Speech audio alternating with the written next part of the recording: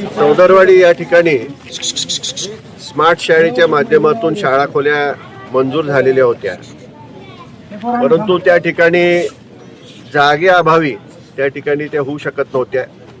जागेची तरतूद नंतर त्या ठिकाणी झाली. तोपर्यंत स्मार्ट शाळेचे सर्व पैसे त्या ठिकाणी संपलेले होते.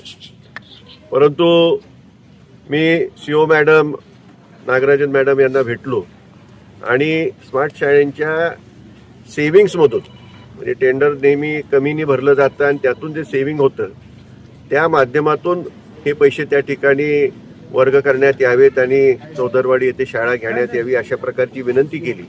ती त्यांनी मान्य केली आणि त्यामुळं या ठिकाणी स्मार्ट शाळेला त्या ठिकाणी निधीचं वर्गीकरण झालेलं आहे आणि त्यामधून ह्या शाळा या ठिकाणी होणार आहेत.